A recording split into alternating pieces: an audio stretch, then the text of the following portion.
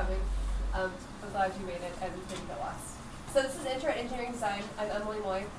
I've been teaching this class for about 3 years. I run the Engineering Academy at Patrick Henry, so if you have questions about course schedules or, oh my gosh, what the heck is going on in engineering, what does my kid take next, how do I get into San Diego State, please ask me. I'm the person who can tell you. Okay, so about me, I'm local. I grew up here. My parents lived down the street. I went to Green, I went to Lewis, I went to Henry. I worked at Lewis when I moved back here from LA, and I worked at Henry. I guess this is my 4th year here, so it's pretty weird to go work at the same place you went to high school, because you're like, your first name's not Coach? Oh, it's your first. Do you have to start calling you by your first name? But you get used to it after all. I went to UCLA, so UCLA Bruins posters. I have season tickets for the football games. It's where I'm going on Saturday. I went there to get my bachelor's in psychology, which I used to do experiments on your kids, and then I got my master's in education and my teaching credential from UCLA also, so lived there for about 8 years, and then as soon as I could convince my husband to get a job down here, we moved back. He works at Qualcomm, so we're all engineering.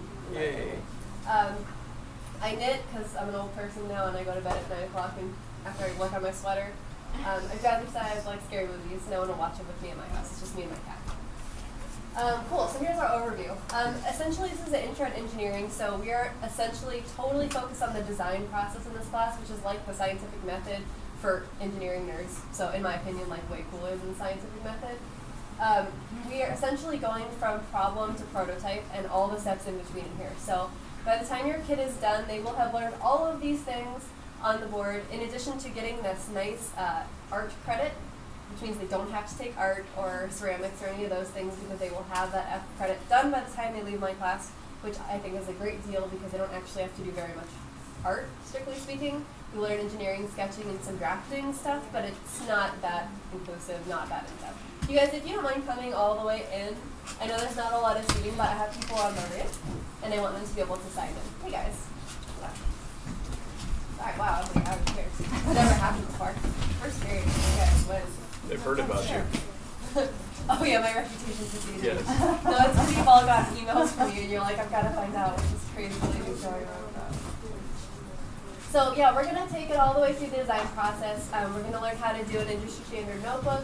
We're going to use dial calipers. We're going to do all the relevant math, which will be way more fun than math class because you're actually building stuff with it. We're doing a lot of engineering sketching, a lot of different 3D sketching, a lot of dimensioning, which is a pain in the butt because they have to do it to industry standards, but by the time they leave, they will know how to dimension the heck out of something.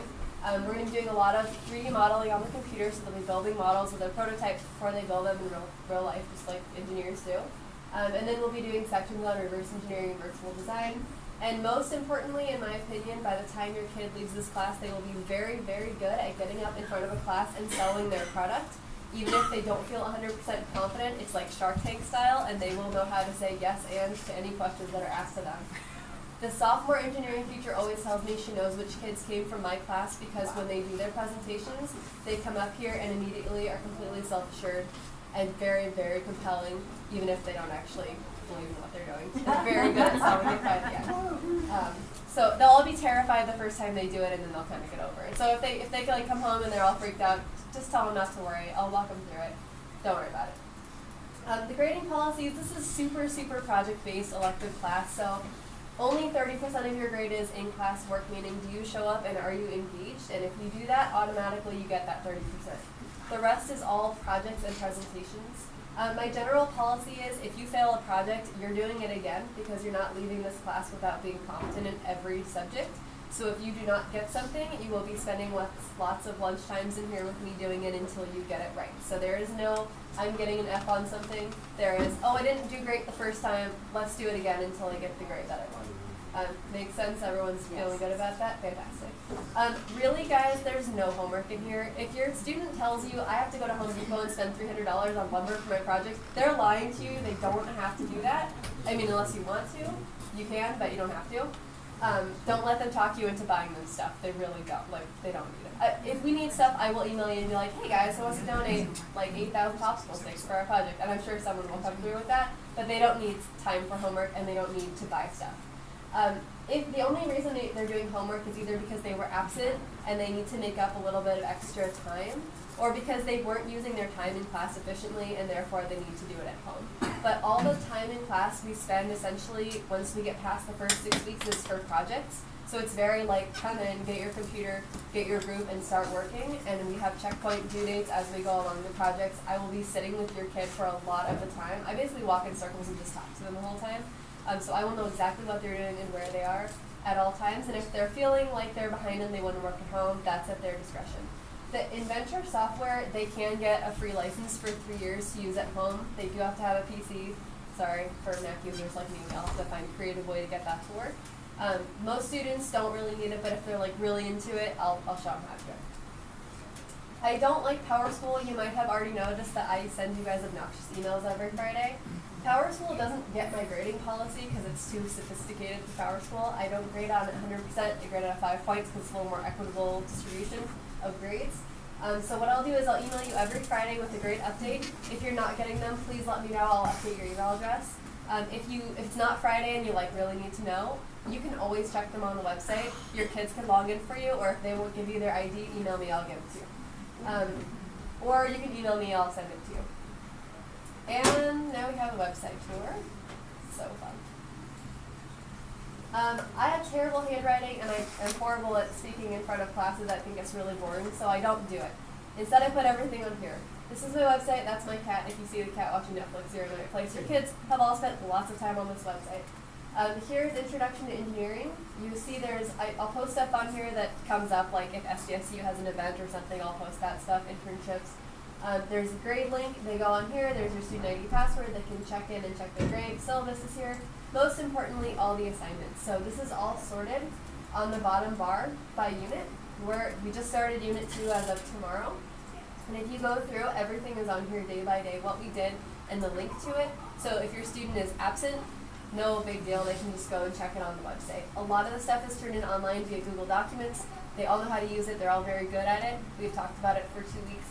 They should be really, really good at doing all of this stuff online. And if they, for some reason, something didn't get to me, they probably just type my email address in wrong and they can fix that. Some of you guys might have already had an experience like that so far this year. So this year we've already gone through the design process.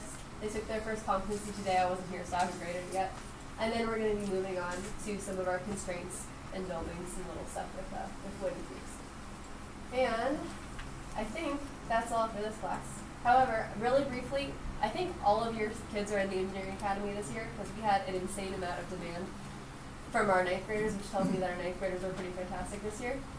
So next year you guys might have some scheduling conflicts because most sophomores have 7 classes they need to take and only 6 periods in which to take those classes, unless your child is already done with foreign language.